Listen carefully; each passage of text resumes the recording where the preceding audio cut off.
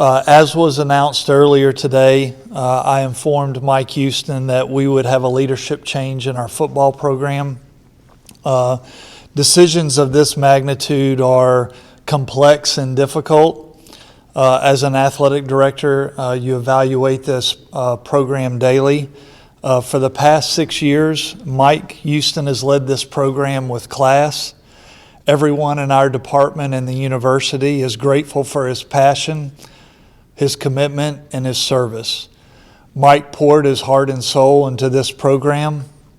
Mike Houston is a good man. This was a performance-based decision. We have not seen the results that we all want, and we felt that change was needed. We have high expectations for our program, and those expectations are not changing. I met with our coaching staff and student athletes today. These decisions impact so many people, and I respect the process. It's a brutal part of this business. We have a group of young men that love being Pirates. I met with our football program as well, and as I've told them, we have 5 regular seasons left. We're going to do everything we can to make sure that we get into a bowl game. We control our own destiny. We have named Blake Harrell as our interim coach. I appreciate Blake's willingness to step up during this time. I believe our program will be well served by Blake's leadership. He's been here for 5 years and fully understands East Carolina athletics. We're going to fully support Blake and make sure that he has everything he can to make sure that we move the program forward in a positive manner. I know a lot of people will ask about the future. I'm confident that we will find a new leader to lead this program. We have a lot to offer. We've got a passionate fan base. Our fundraising in our Pirate Club is at an all-time high. Our athletic facilities, I'll put up against anyone on our level. We've got a new indoor building that will break ground on sometime this spring. We've got Team Boneyard that is really strong and continues to provide NIL opportunities for our student athletes. And we have strong alignment with the campus community and Chancellor Rogers. Right now our focus is the young men in the locker room and our coaches and support staff. They deserve our full attention and support, and I'll give that to them as we work through the remainder of our football season. I'll be happy to take any questions. Yeah, please raise your hand. We'll get you a microphone. Jon, why now make the decision instead of later on towards the end of the season? Well, I think anytime you make a decision like this, timing is key, and I felt that, based on the recent outcomes, we just were not trending in the right direction and felt like now was the right time to do that. Right here.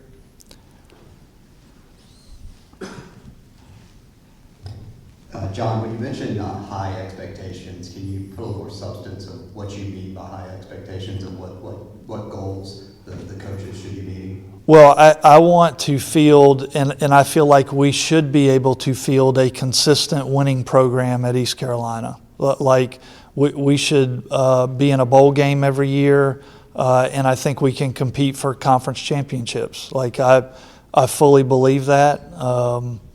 That's where my expectations are. Jon, talk about the timing of this as far as NIL and that kind of thing goes, because if you wait till the end of the season and evaluate it, is there a change there, a difference there? Well, I think when you talk about the collegiate landscape, it has changed tremendously. Like this is not the same, industry that we had 2 years ago. And so when you think about NIL and you think about a future coach, I think the first 2 questions a new coach are going to ask are, how much money do we have in NIL, and where does that put us in our league from a ranking standpoint? And so I do feel that NIL, the transfer portal, and the ability to acquire talent is a really crucial piece moving forward. And I want to make sure that our athletic department and our football program in particular is in the very best position to put our best foot forward. You know, Mike Houston had a lot of accolades and success at other stops before here. You maybe put your finger on just what didn't work here. Well, I think, we certainly had success here. Like if we go back to the back-to-back bowl seasons, we have not had that here at East Carolina in a long time. But I also think that as the model changed, you're acquiring new talent every year. And obviously over the last 2 years from a success standpoint, that just has not translated to the field, is really where I look at it. After the Charlotte game, you guys had a bye week. What was the reason for not doing it then? Was there something specific that happened yesterday that made you guys go ahead with this decision? Again, I think that when you look at a decision of this magnitude, it involves a lot of people, and I wanted to make sure that number one, that we had exhausted everything that we could exhaust before we made that decision. But it also gave people the time to process it over the last 2 weeks. And then obviously, yesterday's outcome. By all accounts, Mike Houston seemed like a man of good character that the players loved playing for him. So I guess how difficult was the decision to balance the human side, but also take into account the performance aspect as well? Yeah, it was very difficult for me today to meet with Mike just on a personal level. He's a person of very high character.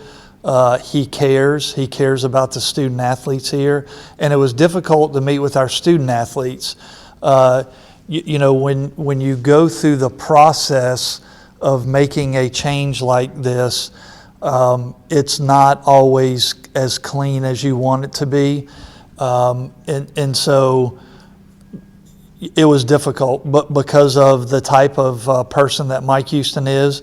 But I'd also say he handled it like a true professional, just like I expected him to. He showed a tremendous amount of class during his departure. Will Blake Harrell be a candidate for the job? Blake Harrell's our interim coach. We are not going to put any stipulation on Blake or any other coach about them being a next candidate. I certainly hope we win 5 games and we can talk about Blake Harrell being a candidate. So you said you talked to the players as well this morning. What was their reaction when you told them the news? I talked to them this afternoon a little bit after lunch. Obviously, when a change like this happens, it creates a lot of instability. I wanted to make sure that they heard from me and saw me as individually communicate with them. I apologize to them because I know how disruptive these things are. I do feel confident in Blake that Blake has great relationships on the team and in the building. So I feel confident that Blake can pick up pretty quickly. It's tough. You think about having a loss like we did yesterday, and then the players turn around and hear from me that their coach, head coach, is not here anymore. It's a difficult time for them, and I'm going to make sure that I'm present and supportive for them. As the search begins for the next coach, how much are you able to talk to active coaches right now as far as in season, and how much has to wait till after the season? Well, I don't. normally I would not talk to many sitting coaches during the season. We'll let that process play out. I don't want to put a timeline on the search, and I don't want to, put any stipulations on it either. I want to, go and find the best fit for this institution and for this program, but I also want someone that can, navigate the NIL space as well. John, when you evaluate the NIL space, do you see what East Carolina's done in the last couple of years as we've got enough money and just haven't gotten the right players, or we've gotten the right players and haven't gotten the right coaching, or we need more money so we can get better players, and what improvements does East Carolina from that athletic standpoint and the NIL collective need to do to get better? Well, I think if you look at the college landscape as it relates to NIL, the better programs across the country, and then I would say for the most part, the better programs within each conference, they are the most resourced as it relates to NIL. So NIL is certainly not the end-all be-all. You see upsets every weekend of a smaller school beating a bigger school that is more resourced. But if you go through each league and look who sits atop the conference, typically the schools with the most NIL are in the top of the league standing. So I think NIL will play a big part in what the future looks like for our football program. John, back here. It's I know some of those before you, but now 3 straight football coaches that have been fired at the university. How do you, moving forward, try to get someone to have that consistency and break that cycle? Well, certainly I think the dynamic has changed with the change. The landscape is different. I think certainly you want to find someone that is a fit, that is a good fit, and that has won and been around winning programs. Coupled with, the more that we can resource them, the better opportunities they're going to have. John, you and Mike came in together. Does that put added pressure on you now with this change in football? It doesn't for me. No one puts any pressure on me more than what I put on myself. I live this job every day and every night. So certainly when we win or successful, I get to share in that success. When we lose or are not successful, I feel like I feel it more than anyone else, because I don't think anyone cares as much about it as I do, because I live it every day and it's my profession. John, a two-parter here. I think it's around $3 million you'll owe Mike through 26. Where's that money come from? And then secondly, what can y'all learn as an administration about the extension? I think after the 21 season and going forward with similar services. Well, we'll fund the buyout. The number's not as high as you mentioned. It's lower than that. Departmental funding, and then some institutional investment accounts that we get interest and then have accrued from an investment standpoint is how we'll fund it. I think as you look back to the extension, when we extended Mike, a few years ago, it was the first bowl game that we had in a really long time. I think we finished tied for 3rd in the league. And at the time, the makeup of our conference was really different. So I may not be quite exact here what I'm about to say, but I'm close. He was at the bottom or, second to last, and we brought him to 6th in the league at the time. And then he followed it up with another bowl game. So obviously at that point, you felt good about where that was. And then obviously the last 2 years, not exactly where we all wanted to be.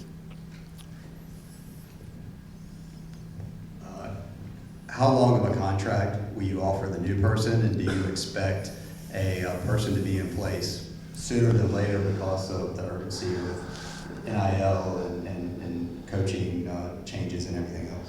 Yeah, I don't, not putting a timeline on the search. I don't, I don't want to put ourselves in a box in any shape or form.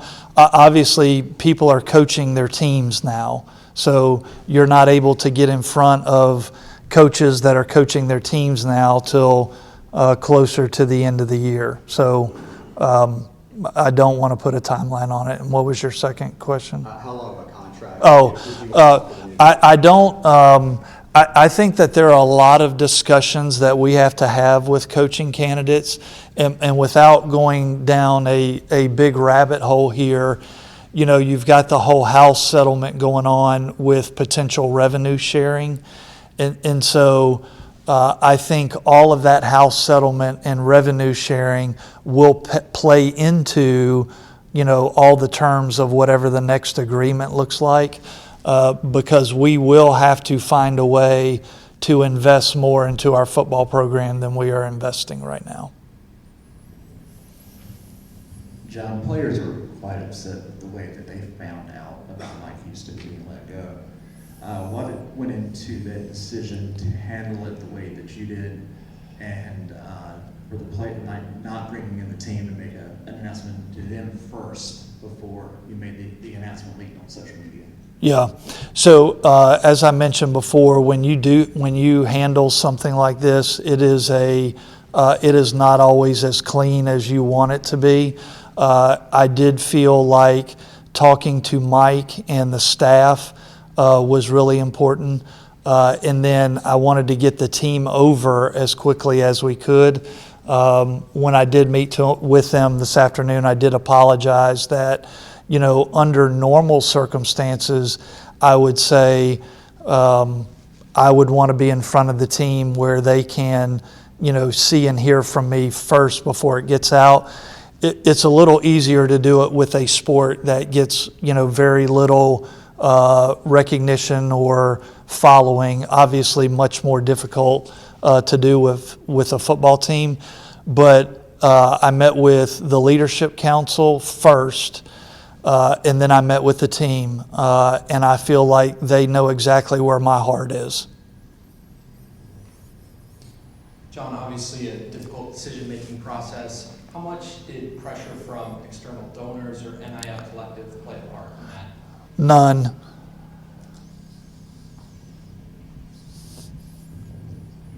John, earlier you said that the figure still owed to Mike Houston is under $3 million over the next few years. For specifications, what is it? You'll have to get a copy of the contract. It's 1.4 a year for 2 years. So 2.8 that is mitigated or offset. John, who will you use for your search for the next coach? Will you use a committee, or will it be you? Will you have a consulting firm? Anybody? I'll obviously bring other people in. Normally when you do something like this, you try to talk to as many people as you can. So I will put a committee together to help assist with the process. Just a two-parter and not related, but number one, how has the donor class reacted? The donor class of Pirate Nation reacted to the news. Have you heard any feedback that way? And then number two, with Mike Houston not speaking to the team today, was that a personal decision on his part or your part, or was that a part of how things ended? Well, sorry, I got sidetracked. The first part of the question, remind me again. Just you do it reverse. Do the second part. Mike and I talked about addressing the team, and maybe at some point we will address them. The second question was, how is the donor class? Oh, donor class. The donors, I certainly have not talked to every donor that we have, but I have talked to quite a few, and certainly they are understanding of the decision.